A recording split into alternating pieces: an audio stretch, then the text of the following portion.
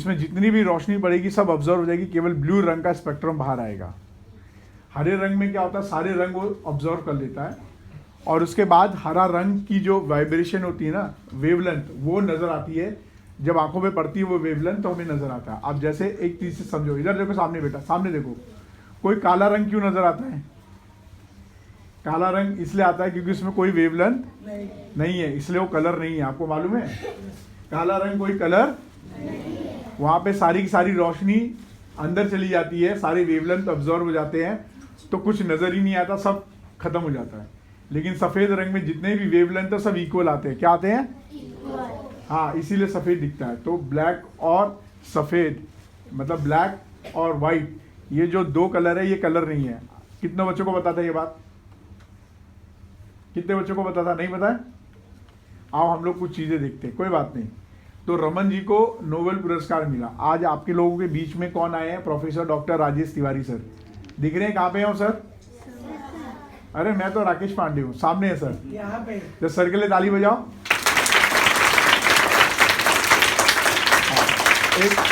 एक और बच्ची है, अंदर आना है बेटा, गेट वो खिड़की बंद कर दो बेटा, सिर पे लग जाएगी। अंदर आ जाओ, अंदर आ जाओ उधर से बेटा, उस बच्ची को अंदर बुला दो।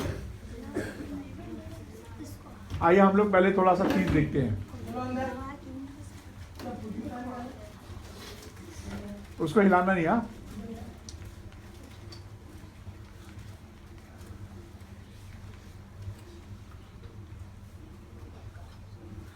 वो बच्चा अंदर आ रहा है। पहले हम भारत के 10 टॉप 10 साइंटिस्ट को देखते हैं। फिर एजुकेटिंग हिंदुस्तान पर स्वागत है। आज हम इस वीडियो में भारत के 10 बड़े वैज्ञानिक और उनके आविष्कार के बारे में बात करने वाले हैं। आप पूरी मुझे बताओ, कितने बच्चे जानते हैं वैज्ञानिक कौन होते हैं? कोई जानता है वैज्ञानिक कौन होते हैं? हाँ, आप सभी लोग वैज्ञानिक बन सकते हो? कितने लोग वैज्ञानिक बन सकते हैं? हाथ ऊपर उठाओ, हाथ ऊपर उठाओ। वेरी गुड, हम सब बन सकते हैं। कोई उम्र और पढ़ाई का नहीं है। आप कोई भी नई चीज आविष्कार कर सकते हो। अगर आपके मन में है आप उसको खोजो, पढ़ाई करो और उसके बारे में जानो। भारत के कोई एक साइंटिस्ट का नाम बताओ। कहाँ है वो बच्चा? वेरी गुड, ताली बजाओ उसके लिए।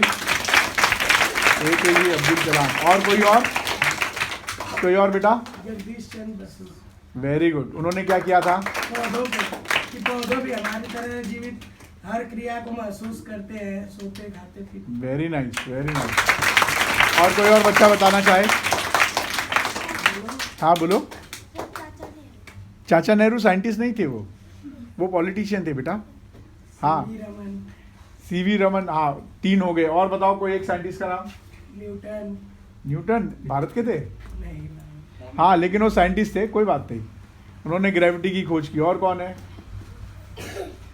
चलो कोई नहीं, आओ भारत के 10 पहले वैज्ञानिकों के बारे में जाने, क्योंकि आज हम विज्ञान दिवस मना रहे हैं ना। हाँ, राष्ट्रीय विज्ञान दिवस। आइए उनके बारे में समझते हैं। इन्फॉर्मेशन के लिए वीडियो के एंड तक बने रहें। मैं अपनी वीडियो स्टार्ट करने से पहले आपसे रिक्वेस्ट करना चाहता हूँ, अगर आप हमारे चैनल पे नए हैं तो आप हमारे चैनल को सब्सक्राइब कर दें और बेल आइकॉन का बटन दबा दें, ताकि इस तरह की जो भी रिसेंट अपडेट्स है वो सबसे पहले आपको। ये किसी बच्चे ने बनाया है ना? Doctor APJ। मैं आपको क्यों ऐसा दिखा रहा हूँ, क्योंकि आप लोग भी अपनी स्टडी को बढ़ा सकते हैं। जो पढ़ते हैं उसका वीडियो बना सकते हैं, बोल सकते हैं। एक बच्चा कर रहा है ना, है ना? तो आप सभी बच्चे, कितने बच्चे हैं यहाँ पे? बच्चे कितने हैं सभी? अच्छा, बुढ़े कितने हैं यहाँ पे? कोई नहीं है ना? सब बच्चे तो ताली बजाओ अपने लिए।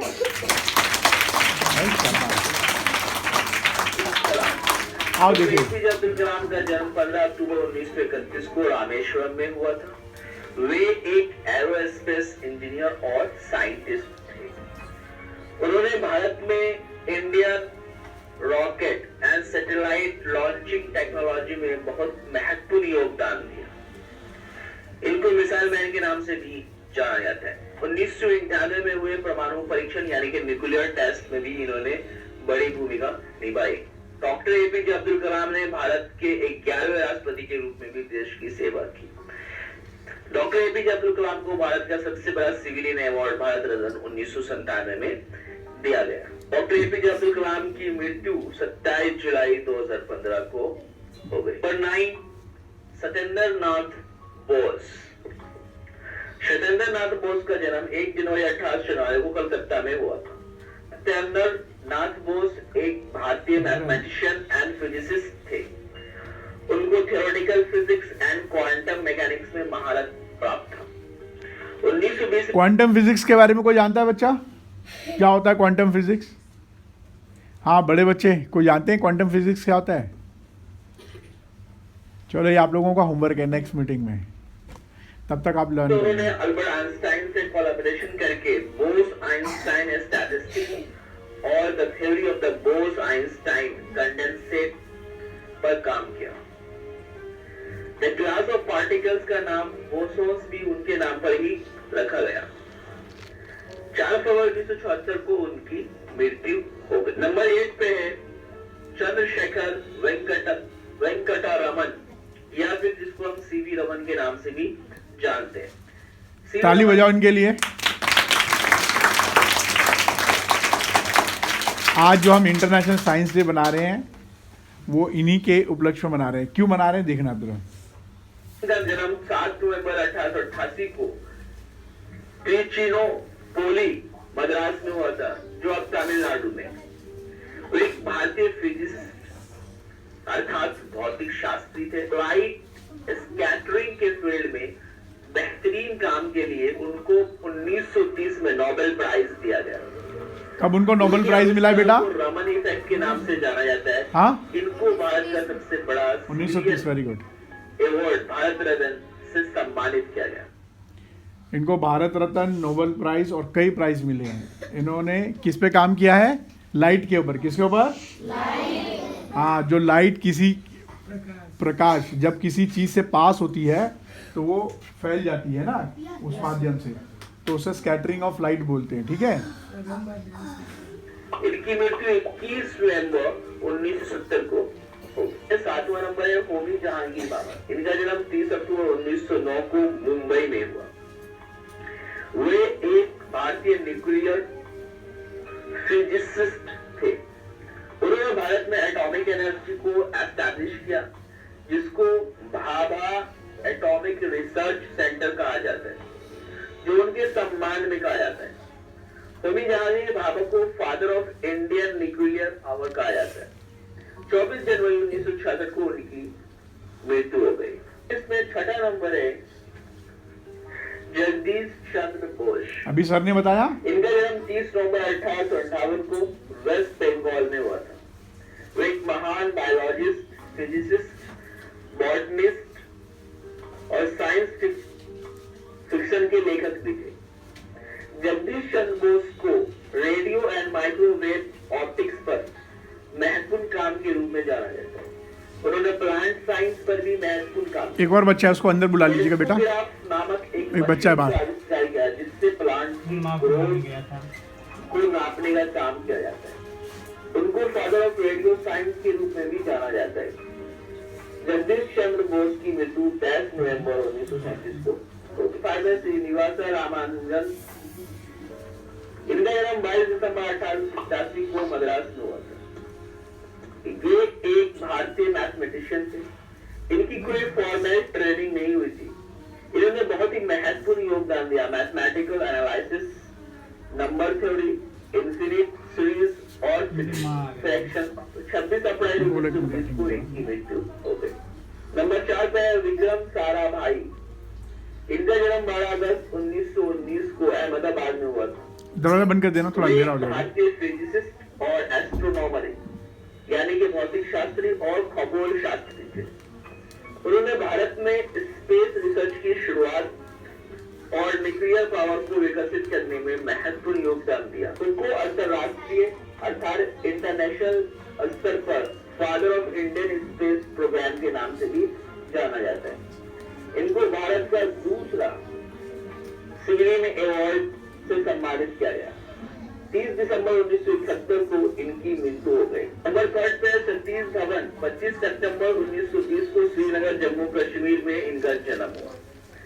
ये एक भारतीय मैथमेटिशियन और एरोस्पेस इंजीनियर थे।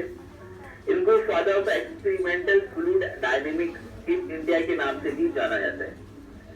इन्होंने पोलर सैटेलाइट लॉन्च व्हीकल में बहुत बड़ा योगदान दिया। 3 जनवरी 2002 को उनकी मृत्यु हो गई। नंबर 2 पे एमजी के मेमन।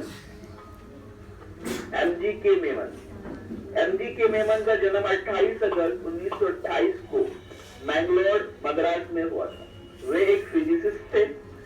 उनको कॉस्मिक रेज एक्सपेरिमेंट के लिए जाना जाता है।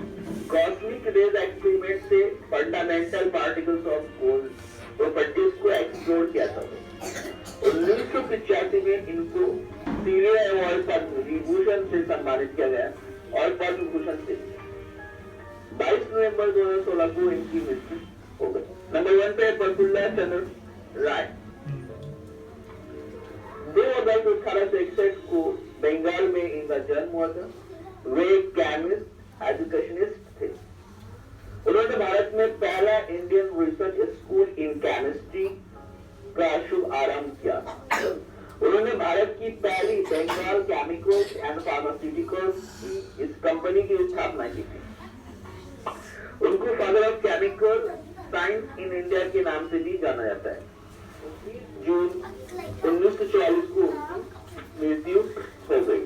अगर आपको हमारी ये वीडियो अच्छी लगी तो आप अच्छा बच्चों, कितने साइंटिस्ट आप लोगों ने गिने? किसको नाम पता चला है? कोई एक आध नाम बताओ जिसने देखे अभी। कोई नहीं?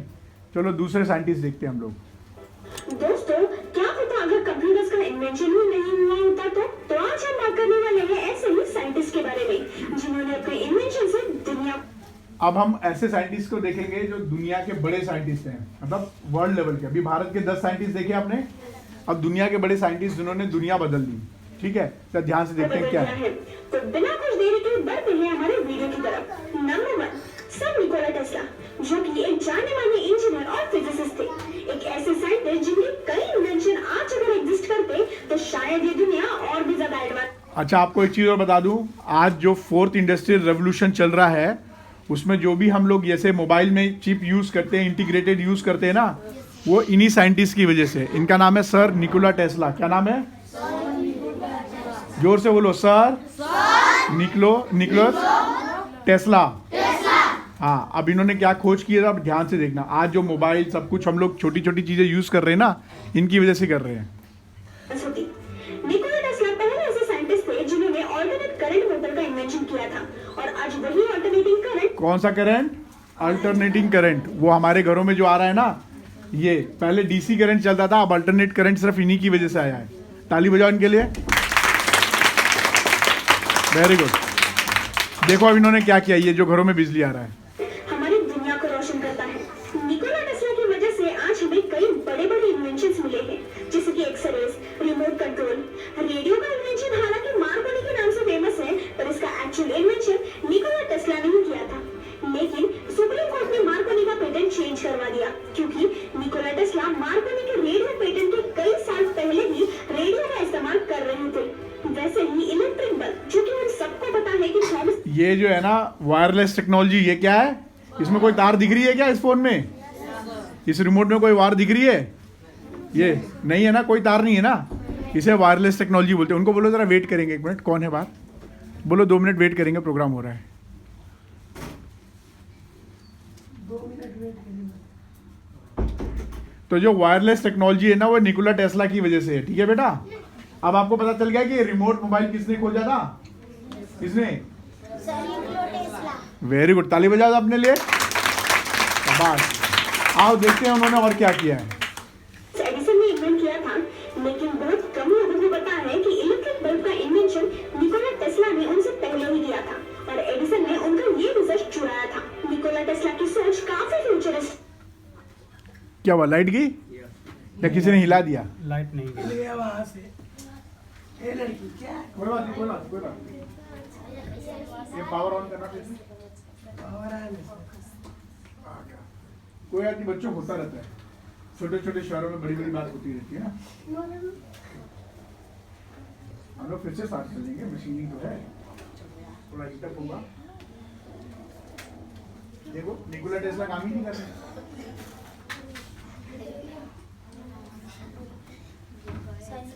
आ गया, देखो सर निकोला टेस्ला काम कर रहे हैं ना।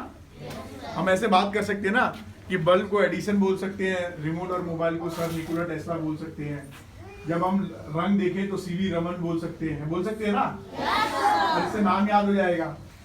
आपको पता था ये इतने बड़े महान भाव लोगों के बारे में? तुम्हारी किताब में सब कुछ है मेरे बच्चों। अगर आप किताब को ध्यान से देखोगे ना तो सारे साइंटिस्ट के नाम है। जब चैप्टर शुरू होता है तो जब आप विज्ञान पढ़ते हो तो उसमें साइंटिस्ट के नाम आते रहते हैं। ठीक है बच्चों, कभी खोजना। दोस्तों, क्या होता अगर कंप्यूटर्स का इन्वेंशन ही नहीं हुआ होता तो आज हम बात करने वाले हैं ऐसे ही साइंटिस्ट के बारे में जिन्होंने अपने इन्वेंशन से दुनिया को बदल दिया है। तो बिना कुछ देरी के बढ़ते हैं हमारे वीडियो की तरफ। आराम से बैठ जाओ बेटा। सर निकोला टेस्ला, जो कि एक जाने माने इंजीनियर और फिजिसिस्ट थे, एक ऐसे साइंटिस्ट जिनके कई इन्वेंशन आज अगर एग्जिस्ट करते तो शायद ये दुनिया और भी ज्यादा एडवांस होती। निकोला टेस्ला पहले ऐसे साइंटिस्ट थे जिन्होंने ऑल्टरनेट करंट मोटर का इन्वेंशन किया था और आज वही ऑल्टरनेटिंग करंट हमारी दुनिया को रोशन करता है। निकोला टेस्ला की वजह से आज हमें कई बड़े-बड़े इन्वेंशंस मिले हैं, जैसे कि एक्सरेज, रिमोट कंट्रोल, रेडियो का इन्वेंशन हालांकि मार्कोनी के नाम से फेमस है, पर इसका एक्चुअल इन्वेंशन निकोला टेस्ला ने ही किया था। लेकिन सुप्रीम कोर्ट ने मार्कोनी का पेटेंट चेंज करवा दिया क्योंकि निकोला टेस्ला मार्कोनी के रेडियो पेटेंट के कई साल पहले ही रेडियो का इस्तेमाल कर रहे थे। वैसे ही इलेक्ट्रिक बल्ब, जो कि हम सबको पता है कि थॉमस एडिसन ने इन्वेंट किया था, लेकिन बहुत कम लोगों को पता है कि इलेक्ट्रिक बल्ब का इन्वेंशन निकोला टेस्ला ने उनसे पहले ही किया था और एडिसन ने उनका ये रिसर्च चुराया था। निकोला टेस्ला की सोच काफी फ्यूचरिस्टिक थी। जब किसी को इंटरनेट का आइडिया भी नहीं था, तब निकोला टेस्ला ने वाईफाई, IoT, स्मार्टफोन जैसी चीजों का प्रेडिक्ट किया था। निकोला टेस्ला ने अपने आखिरी दिनों में कुछ ऐसा रिसर्च भी किया था जिसके चलते वो सारी दुनिया को फ्री इलेक्ट्रिसिटी प्रोवाइड करने वाले थे। लेकिन कुछ बिजनेसमैन की वजह से वो अपनी रिसर्च प्रैक्टिकली इम्प्लीमेंट नहीं कर पाए। उनकी ये खासियत थी कि वो कभी भी अपने इन्वेंशंस के लिए ब्लूप्रिंट्स या फिर मैकेनिकल ड्राइंग्स यूज नहीं करते थे। वो अपने डिजाइन अपने दिमाग में ही बना लेते थे और उसी की वजह से आज उनके कई इन्वेंशंस के प्रूफ मौजूद नहीं है। आपने एक चीज यहाँ पे सुना, ये ज्यादा चीज अपने दिमाग में बना लेते थे। किसमें? दिमाग में। जब आप पढ़ते पढ़ते सो जाओगे तो सपने में किताबें आती हैं और सारी कई बच्चे पढ़ते पढ़ते सो जाते हैं, सपने में उसका समाधान निकलता है। कई कितनों के साथ होता है? कोई पढ़ता है इस लेवल तक कि सपने में उसकी समस्या का समाधान निकल जाए? लेकिन जब आप उस लेवल पे पहुंच जाते हो तो आपका अवचेतन मन आपके लिए काम करने लगता है। क्या करता है? अचेतन मन उसके लिए काम करता है। किसके लिए? जब जिसके लिए आप सोचते हो, दिमाग 24 घंटे सोचता रहता है। आगे देखें क्या होता है। सर आइजैक न्यूटन, जो कि इतिहास के सबसे इन्फ्लुएंशियल साइंटिस्ट में से एक है, फिजिक्स, मैथमेटिक्स, एस्ट्रोनॉमी और केमिस्ट्री फील्ड के बड़े। क्या नाम है इन सर का? Sir Isaac Newton. क्या नाम है? फिर जोर से बोलो। हाँ, अब देखिए कि ये क्या करने वाले हैं। सर आइजैक न्यूटन ने एक बहुत बड़ा साइंटिफिक रिवॉल्यूशन लाया है। 1665 में न्यूटन ने बाइनोमियल थ्योरम का इन्वेंशन किया था, जो कि आज कैलकुलस के नाम से जाना जाता है और सारे कॉलेजेस में आज भी पढ़ाया जाता है। अभी बहुत छोटे हो आप लोग, जब 10वीं पास कर लोगे तभी आपके सिर पे गिरेगा और बड़ा मजा आएगा इसको करने में। क्या आता है? बहुत मजा आता है इसको करने में। बहुत आसान है मैथ्स। मैथमेटिक्स कितने लोग करते हैं? मैथ्स कितने लोग बच्चे करते हैं? हाथ ऊपर करें। मैथ्स कितने बच्चे कर रहे हैं? Very good. बस इतने ही बच्चे, बाकी बच्चे मैथ्स से भागते हैं। ये तो नंबर है, बहुत मजा आता है नंबरों के साथ खेलने में। अरे आप भी हो, वेरी गुड। ताली बजाओ अपने लिए। शाबाश। आगे देखते हैं। सबसे पॉपुलर इन्वेंशन जो कि आज पूरी दुनिया जानती है वो है गुरुत्वाकर्षण। अब इसकी खोज उन्होंने कैसे की थी ये तो सब बताओ। गुरुत्वाकर्षण कोई समझता है? ये देखो, ये ग्रेविटी, ये क्या है? जो भी हम ऊपर फेंकते हो नीचे आ जाता है। क्यों? किसकी वजह से? हाँ, उसी के ऊपर पढ़ेंगे। देखिए क्या बोलते हैं। चलते हैं, लेकिन फिर भी मैं बताती हूँ। न्यूटन अपने फैमिली फार्म में एक एप्पल के पेड़ के नीचे बैठे हुए थे। उस वक्त पेड़ से उनके सिर पर एक एप्पल गिरा और उनके दिमाग में ये सवाल आया कि वो एप्पल नीचे की तरफ ही क्यों गिरा। और यही सोचते हुए उन्होंने एक नए विज्ञान का खोज किया। कुछ सालों के रिसर्च के बाद न्यूटन ने ये बताया कि पृथ्वी में ग्रेविटी नाम की एक शक्ति है जो कि सारी चीजों को अपनी ओर खींचती है और ग्रेविटी की वजह से ही सारे प्लैनेट सूर्य के गोल गोल चक्कर लगाते हैं। इतना ही नहीं, न्यूटन ने 3 लॉ ऑफ मोशंस भी एक्सप्लेन किए थे जो कि आज भी फिजिक्स स्टूडेंट्स को हर जगह यूज होते हैं। न्यूटन के इस महान इन्वेंशंस के चलते उन्होंने अपनी थ्योरी से पूरे यूनिवर्स को एक्सप्लेन किया किया है। सर आइजैक न्यूटन के बारे में फन फैक्ट ये है कि जैसे आज हम इस पैंडेमिक की वजह से घर में बैठे हैं, उसी तरह न्यूटन भी प्लेग के कारण अपने घर में समय बिताते थे और उसी वक्त उन्होंने ग्रेविटी का खोज किया था। नंबर 3, एल्बर्ट आइंस्टाइन, एक ऐसी फेमस पर्सनालिटी जिसे आज पूरी दुनिया जानती है। एक सेल्समैन का बेटा जो आगे जाके इतिहास का सबसे मशहूर साइंटिस्ट बना। चाहे हमें फिजिक्स का पी भी नहीं पता हो, लेकिन E=mc² ये हर कोई जानता है। एल्बर्ट आइंस्टाइन के कई मशहूर थ्योरीज हैं, जैसे कि quantum theory of light, special theory of relativity, general theory of relativity etcetera. Einstein की सबसे यूनिक और चौंकाने वाली थ्योरी है वेव पार्टिकल डुअलिटी थ्योरी, जिसमें उन्होंने ये बताया है कि लाइट का एक फोटोन, पार्टिकल और वेव इन दोनों स्टेट्स में एक ही साथ एग्जिस्ट करता है। ये थ्योरी उस टाइम काफी मशहूर हुई थी। एल्बर्ट आइंस्टाइन हमेशा आगे की सोच रखते थे। उनकी general theory of relativity discovery की 100 साल बाद भी आज कई साइंटिस्ट का दिमाग हिलाकर दे दी है। और आज इसी थ्योरी की वजह से ह्यूमंस ने black hole, space time curvature, expanding universe जैसी बड़ी खोजें की हैं। एल्बर्ट आइंस्टाइन को फोटोइलेक्ट्रिक इफेक्ट्स की थ्योरी के लिए 1921 में नोबेल प्राइज भी मिला था। और एल्बर्ट आइंस्टाइन से जुड़ा ये मजेदार फैक्ट शायद ही आपको पता होगा कि आइंस्टाइन को वायलिन बजाना बहुत पसंद था। वो 13 साल के थे, तब से लेकर उनकी लाइफ के आखिरी सालों तक वो हमेशा वायलिन प्ले करते थे। Number 4, Stephen Hawkins. हॉकिंस पहले ऐसे साइंटिस्ट थे जिन्होंने थ्योरी ऑफ कॉस्मोस। आप देख रहे हो स्टीफन हॉकिंस को? Yes sir. वो कैसे दिख रहे हैं? व्हील चेयर पे। किस पे? वो बोल भी नहीं सकते थे। इनको कौन सी बीमारी हो रखी है? Motor neuron disease. क्या?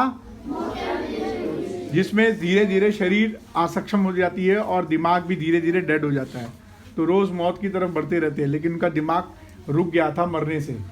तो उनके हाथ पैर काम नहीं कर सकते थे, उनकी आवाज़ भी क्लियर नहीं आती थी, लेकिन फिर भी देखो उन्होंने क्या क्या खोज निकाला। अब आपके पास, आपके तो हाथ पैर अच्छे हैं ना, हम लोग पढ़ सकते हैं ना। देखिए इनके साथ क्या दिक्कत थी और इसके बावजूद भी इन्होंने कितना बड़ा काम कर दिया। सबके सामने लाई थी। स्टीफन हॉकिंस ने अपनी फर्स्ट बुक 1973 में पब्लिश की थी, जिसका नाम था the large scale structure of space and time. Black holes के बारे में उन्होंने एक ऐसी थ्योरी सामने लाई थी जिसमें ये कहा गया था कि ब्लैक होल्स अपने अंदर से रेडिएशन छोड़ते हैं। फिर उसके बाद ये थ्योरी काफी फेमस हुई थी और आज ये थ्योरी हॉकिंस रेडिएशन के नाम से जानी जाती है। स्टीफन हॉकिंस को एक बीमारी थी जिसका नाम था एमियोट्रोफिक लैटरल स्क्लेरोसिस। उन्हें ये बीमारी 21 साल की यंग एज में ही हुई थी और डॉक्टर्स ने कहा था कि ये सिर्फ 4 साल जिएंगे, पर उन्होंने इस बीमारी को एक फाइटर की तरह फेस किया और वो भी अगले 55 साल तक। स्टीफन हॉकिंस ने टाइम ट्रैवल को प्रूव करने के लिए एक काफी फनी तरीका अपनाया था, जहां उन्होंने एक पार्टी अरेंज की थी और इनविटेशन। टाइम ट्रैवल जानते हो? समय में तैरना, यानी बीते हुए कल में जाना या अपने बचपन में जाना, उसको टाइम ट्रैवल बोलते हैं। क्या बोलते हैं? हाँ, देखो उन्होंने क्या काम किया उस पे। किसी को नहीं दिया समय की यात्रा। पार्टी खत्म होने के बाद इनविटेशन कार्ड बनवाए थे और ये कहा कि अगर टाइम ट्रैवल पॉसिबल है तो फ्यूचर से लोग पास्ट में आएंगे, लेकिन उस पार्टी में कभी कोई नहीं आया। अगर आप टाइम ट्रैवल में बिलीव करते हो तो कमेंट्स में जरूर बताना कि टाइम ट्रैवल पॉसिबल है या नहीं। नंबर 5, चार्ल्स बैबेज, एक फेमस इंग्लिश मैथमेटिशियन, फिलोसोफर और इन्वेंटर। चार्ल्स बैबेज को फादर ऑफ कंप्यूटर भी कहा जाता है। चार्ल्स बैबेज की कई इन्वेंशंस हैं, जिसमें डिफरेंस इंजन और एनालिटिकल इंजन शामिल है।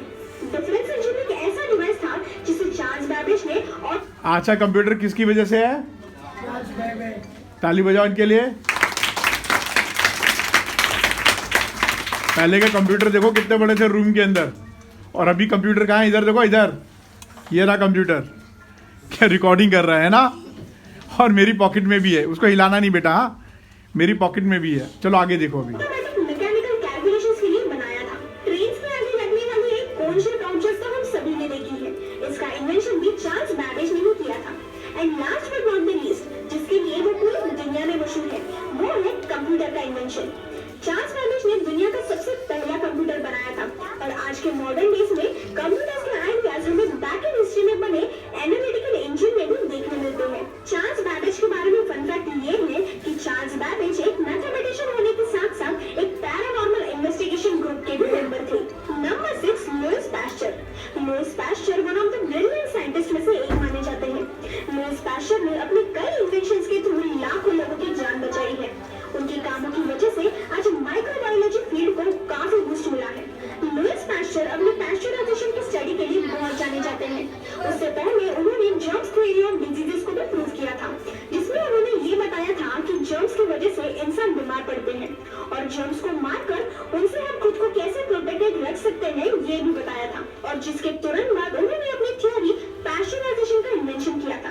जहां उन्होंने ये प्रूव किया था कि दूध को गर्म करने से उसके अंदर मौजूद जर्म्स मर जाते हैं और कंज्यूम करने के लिए भी सेफ होते हैं। लुईस पैस्चर ने जर्म्स से लड़ने के लिए कई वैक्सीन भी प्रोड्यूस की थी। इतना ही नहीं, उन्होंने अपना इंस्टीट्यूट भी ओपन किया था जिसका नाम था पैस्चर इंस्टीट्यूट, जहां वो अपनी सारी रिसर्च कंडक्ट किया करते थे। और आज पैस्चर इंस्टीट्यूट दुनिया के लीडिंग रिसर्च सेंटर्स में से एक है। इस इंस्टीट्यूट में 100 रिसर्च यूनिट्स हैं और 500 परमानेंट साइंटिस्ट हैं जो कि दुनिया के कई डिजीज के वैक्सीन बनाते हैं। गंदी बात बच्चे को बोलना, साइंटिस्ट थे जिन्होंने गंदी बात। जो कि जानवरों के काटने से इंसानों को ये बीमारी हुआ करती थी, उस पर वैक्सीन निकाला था। नंबर 7, मैरी क्यूरी, एक ऐसी विमेन जो मॉडर्न साइंस की दुनिया की आइकॉन बन चुकी है। ये देखो, ये मैडम क्यूरी जो है ये सबसे ज़्यादा पढ़ी लिखी फैमिली मानी जाती है। जो एक्सरे आप देखते हो ना, मैडम क्यूरी की वजह से है। और ध्यान से देखो आपस में, हेलो ये दो बच्चे, हेलो ओ बाबू इधर बाद में खेलना, एक मिनट आगे देखो। देखो मैडम क्यूरी क्या बोल रही है। इतिहास की सबसे मशहूर महिलाओं में से एक है जिन्होंने साइंस और केमिस्ट्री के फील्ड में बहुत बड़ा योगदान दिया है। मैरी क्यूरी ने कई बड़े डिस्कवरीज किए हैं जिसमें रेडियम और पोलोनियम जैसे रेयर मेटल शामिल है। रेडिएशन के फील्ड में मैरी क्यूरी ने अपनी पूरी लाइफ रिसर्च किया है और इसी के चलते आज हम कई बीमारियों का इलाज कर सकते हैं। मॉडर्न मेडिकल साइंस में मैरी क्यूरी के इन्वेंशंस काफी हेल्पफुल रहे हैं। मैरी क्यूरी ने रेडियोलॉजी के फील्ड में भी काफी रिसर्च किया था। वर्ल्ड वॉर 1 में मैरी क्यूरी ने वुंडेड सोल्जर्स को क्योर करने के लिए रेडियोलॉजिकल कार्ड्स भी बनवाई थी, जिसकी मदद से बैटलफील्ड सर्जन्स उन सोल्जर्स को एक्यूरेटली ट्रीट कर पाते थे। मैरी क्यूरी दुनिया की पहली ऐसी महिला थी जिन्हें नोबेल प्राइज मिला था और अकेले ऐसे व्यक्ति हैं जिन्हें साइंस और केमिस्ट्री दो अलग-अलग फील्ड्स में नोबेल प्राइज मिला है। आपको ये वीडियो कैसा लगा ये कमेंट्स में जरूर बताना। तो मिलते हैं अगले वीडियो में। बच्चे बोर हो गए सब? कौन बोर हो गया?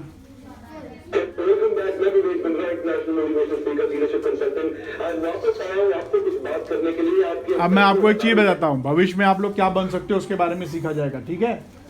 जरा देखो भविष्य में अभी 2 चीज आपने देखी, यहाँ पे जितने साइंटिस्ट थे उन सब ने क्या खोज की, उनकी यूनिक खोज थी। आज तक उसका कोई डुप्लीकेट नहीं बना पाया है। बल्ब पहला अपने आप में आविष्कार था, राइट? वायरलेस टेक्नोलॉजी अपने आप में पहला खोज था। अगर आप कोई ऐसा काम रिपीटेड कर रहे हो तो उसका भविष्य में कोई काम नहीं है। जो अलग तरीके से अपने तरीके से काम कर सकते हो केवल उसी का विकास है। आइए पूरी बात सुनते हैं इनकी, है ना? ज़्यादा देर नहीं लगेगा, बस ये आखिरी है, ध्यान से सुनो।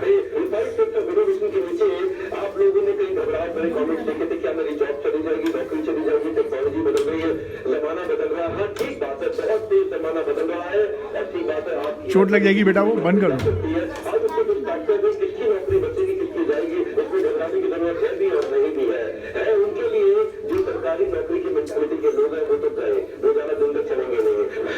भविष्य में सरकारी नौकरी रहेगी क्या? ये बता रहे नहीं रहेगी। क्यों नहीं रहेगी, सुनो जरा।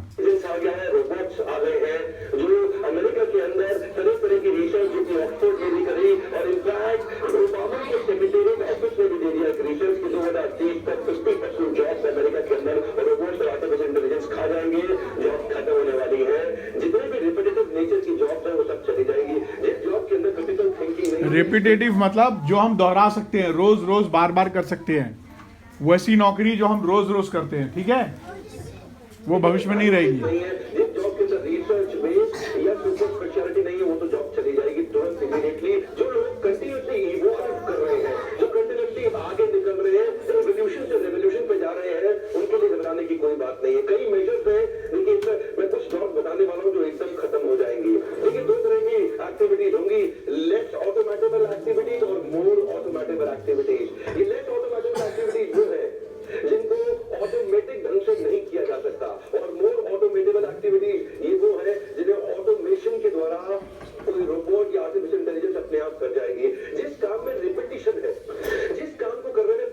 अंदर बुला लीजिए, नहीं तो अंदर बुला लीजिए, अंदर बुला लीजिए।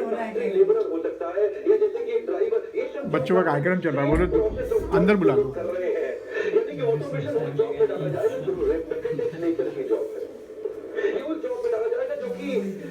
एक रिपीटेबल काम है जिसमें प्रेडिक्टेबिलिटी बहुत ज्यादा है। तो आर्टिफिशियल इंटेलिजेंस के साथ कोडिंग करके, रोबोट्स लेकर के उनका ऑटोमेशन। ये जो लेडी दिख रही है ये कौन है?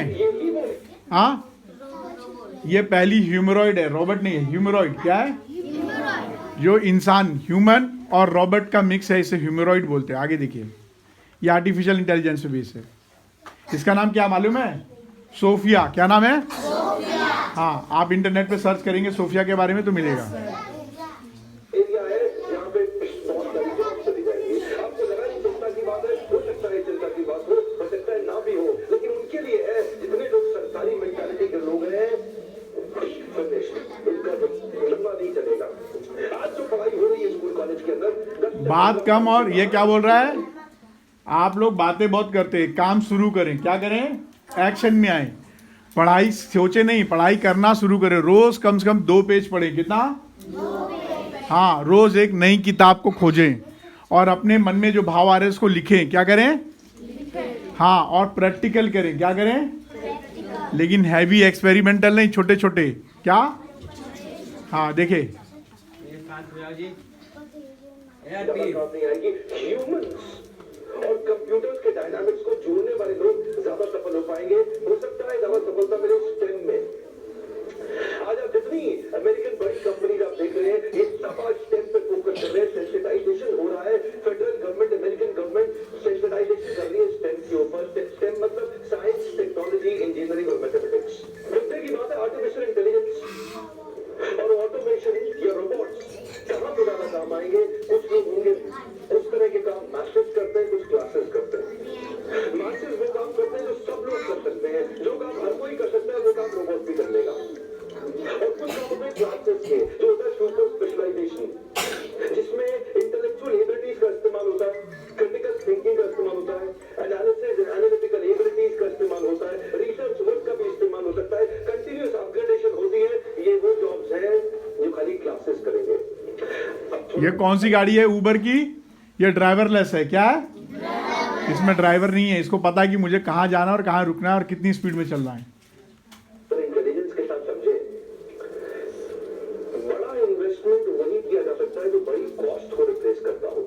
यहाँ पे बहुत बड़ी कॉस्ट है, इसको रिप्लेस किया जा सकता है। ये आम जनता है, ये स्पेशलाइज्ड जनता है जो कंटिन्यूस अपने आप को अपग्रेड कर रही है।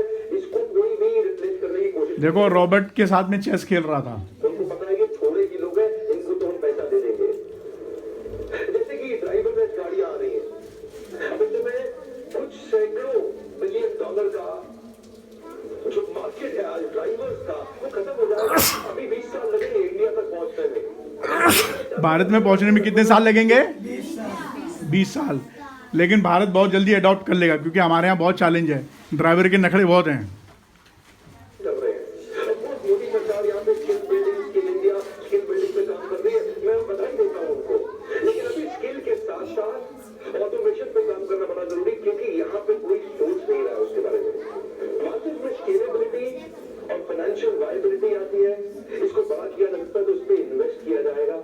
वहां पे आपकी जॉब हमेशा सेफ रहेगी। अगर आपका कहाँ पे सेफ रहेगी? जब आप क्रिएटिव रहेंगे। क्या रहेंगे? आपका आइडिया कोई कॉपी ना कर सके और वो आपका ओरिजिनल आइडिया हो। समझ गए? उसको वही आदमी सक्सेस पाएगा। आइडिया समझते हो? क्रिएट करना, कोई नई चीज बनाना, कॉपी नहीं करना हमेशा।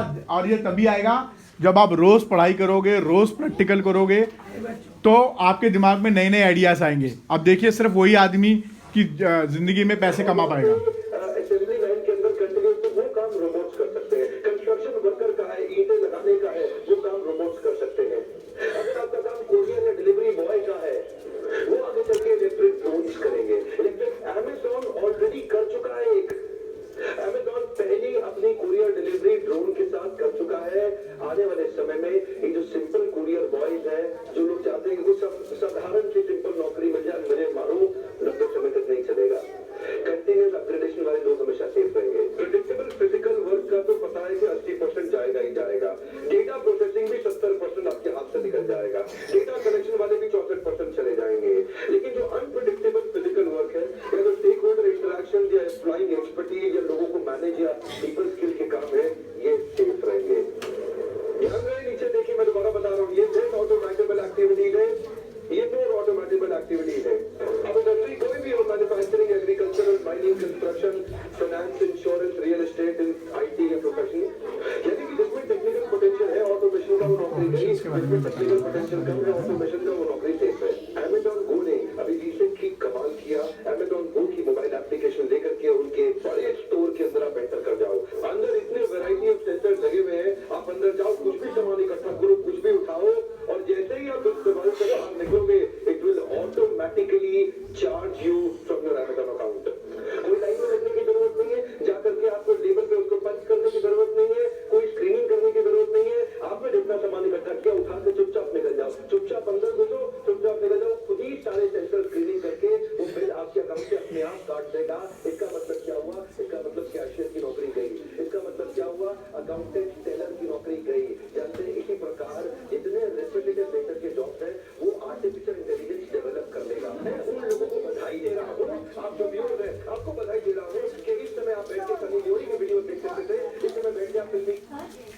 तो बच्चों आपको कुछ पता चला कि भविष्य में हमें किसके लिए तैयार होना है? क्रिएटिव और आइडिया के लिए। किसके लिए?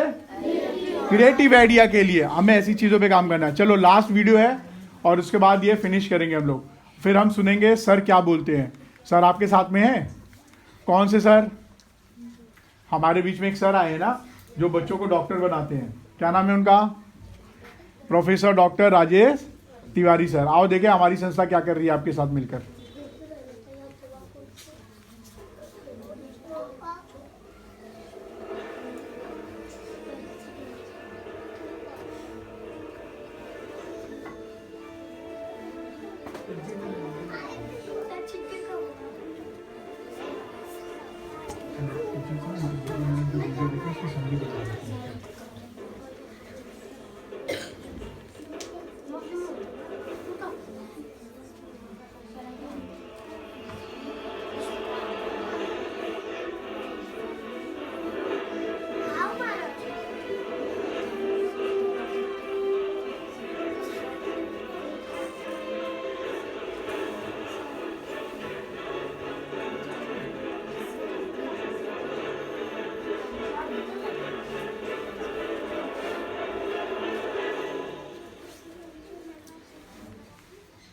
अच्छा लगा बच्चों?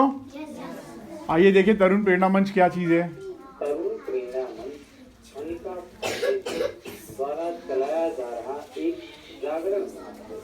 इस मंच का उद्देश्य किशोर व किशोरियों के स्वास्थ्य, शिक्षा, समृद्धि, सकारात्मक सोच पर काम करना तथा बढ़ती उम्र में शारीरिक, मानसिक, भावनात्मक, संवेगात्मक बदलाव के कारण उत्पन्न समस्याओं चुनौतियों का मनोवैज्ञानिक मार रही है तो तुम थोड़ा शांति से रहो। क्यों मार रही है? तथा समाज छोड़ दो, बच्ची है ना तुम्हारी, छोटी बहन है, क्रियाकलाप में छोड़ दो। सम्मिलित या ऐसी दिशा में जाने की प्रबल संभावना पर विराम लगाने की कोशिश कर उन्हें वापस समाज कोशिश यात्रा किसी ने देखी है? जोड़ना ताकि कोशिश यात्रा कितने लोगों ने देखी बच्चों?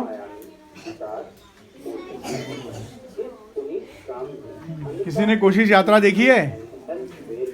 किसने देखी है? हाँ बताओ।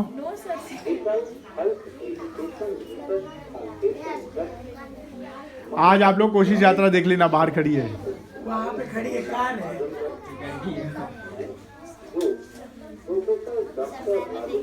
देखिए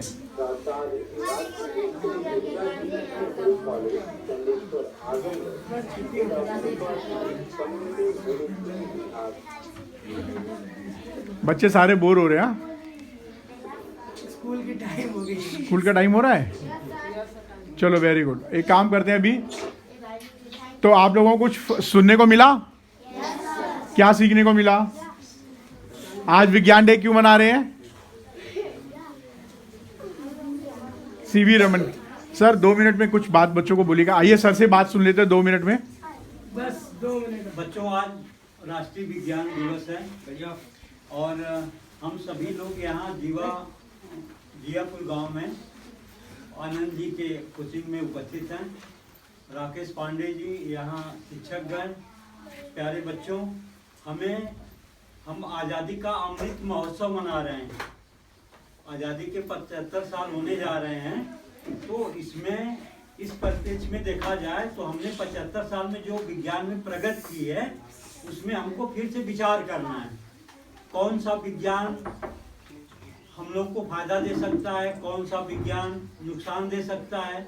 अभी आप लोग सुनते होंगे, टीवी पे देखते होंगे कि 2 देशों में लड़ाई चल रही है और वहाँ जो मिसाइल खोजी गई, अब वो सब प्रयोग हो रहा है, तमाम लोगों को मारा जा रहा है। तो विज्ञान का प्रयोग अच्छे कामों में होना चाहिए, बुरे कामों में नहीं होना चाहिए। आज यही आप लोग एक संदेश लेके जाएंगे कि हम जो भी विज्ञान में अच्छा चीज़ है उसको ग्रहण करेंगे और जो बुरी चीज़ें हैं उसको नकार देंगे। बहुत बहुत धन्यवाद, आभार आनंद जी का जो ऐसा मौका दिया।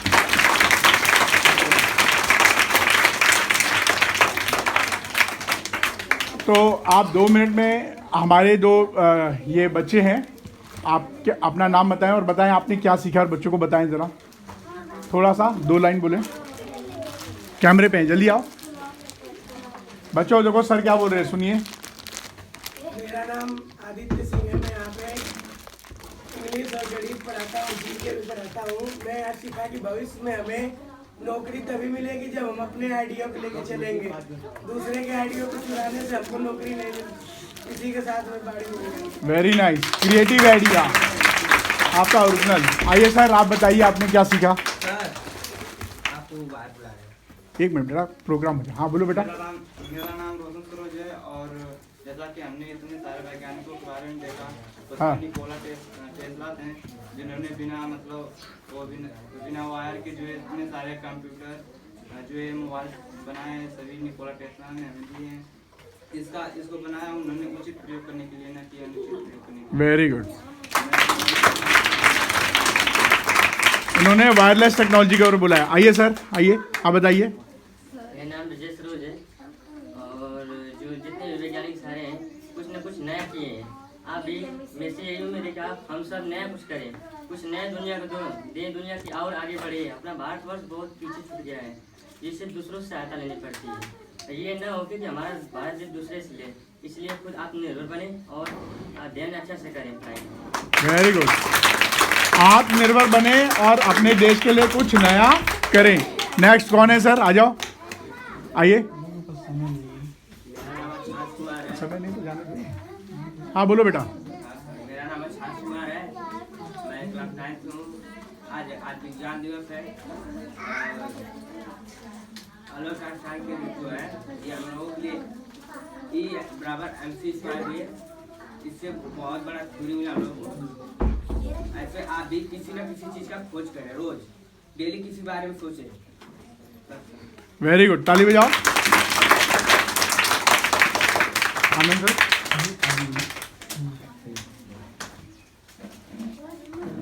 देखिए आनंद सर क्या बोलते हैं, चेयर आगे ले जाना बेटा, आगे रख लो चेयर आगे ले जाओ। बस ये लास्ट है स्पीच, फिर आप सभी को छोड़ रहे हैं। स्कूल जाना है? आपके स्कूल में आऊं? ठीक है, अभी पहले आनंद सर से सुनते हैं। आज विज्ञान दिवस है। आज विज्ञान दिवस हम उन शख्स के विषय में के रूप में मनाते हैं जिनका नाम था सीवी रमन, जो हमारे देश के थे।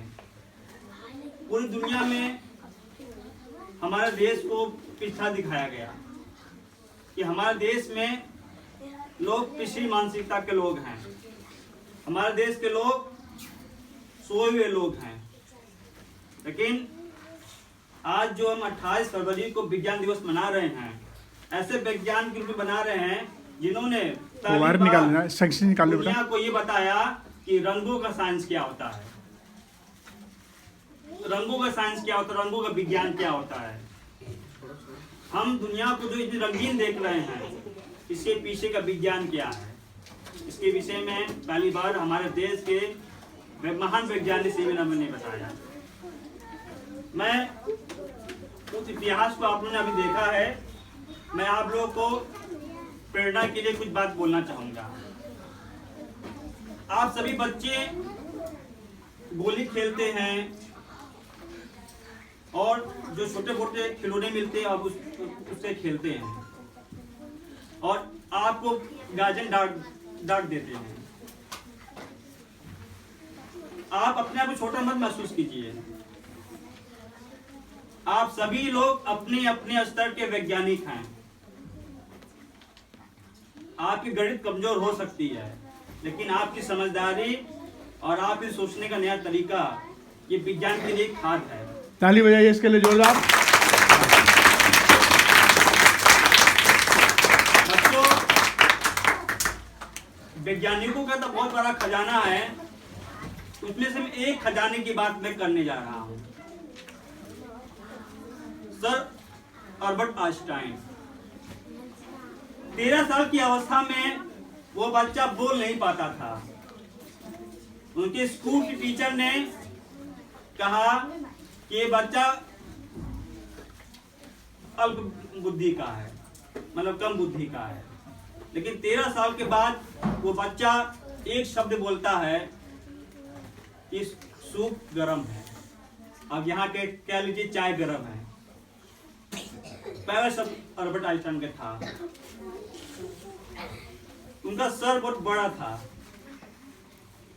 और 21 साल की अवस्था में जब वो कॉलेज में जाते हैं, उनके प्रोफेसर कहते हैं उनसे कि सब कुछ विज्ञान भौतिक विज्ञान में हो चुका है, अब भौतिक विज्ञान कुछ होने के लिए शेष नहीं है। लेकिन वो 21 साल के युवा बेरोजगार अल्बर्ट आइंस्टाइन जिद्दी था और उसने दुनिया को एक नया फार्मूला दिया, फोटो इलेक्ट्रिक इफेक्ट E=2 और बता दिया कि दुनिया का अंत नहीं है, दुनिया तो अब शुरू हुई है। तो मेरा कहने का मतलब ये है कि दुनिया की शुरुआत आप करेंगे नए तरीके से। ये एक बहुत सकारात्मक बातें हैं। तो इस उम्मीद के साथ कि जो हमारे अतिथि जो इतनी दूर से आए हैं, हम लोग को प्रेरणा देने के लिए हमको सच्चे अर्थों में उनको धन्यवाद देना चाहिए। राकेश जी हैं, राजेश जी हैं और हमारे जो युवा अध्यापक हैं। और मैं आपको ये चीज़ बताना चाहता हूँ कि अल्बर्ट आइंस्टाइन अपने समय में जो है किशोरों का वैज्ञानिक की टीम बनाए हुए थे। तो एक बार किसी ने उनसे पूछा कि आप अपने इस किशोर अपने इस लैब में किशोरों क्यों रखते हैं, आप युवाओं को क्यों रखते हैं? तो उन्होंने बताया कि जितना युवा सो सकता है उतना ओल्ड आदमी नहीं सो सकता है। तो आप सबको मैं इतना कहना चाहूँगा कि आप सभी लोग अपने आप को कम ना समझें। आप सभी लोग अल्बर्ट आइंस्टाइन हो, आप न्यूटन हो, आप सीवी रमन हो, आप उन समान वैज्ञानिकों की आत्मा हो। आप सभी लोग अपने को कम बनाते। इन्हीं शब्दों तक मैं अपने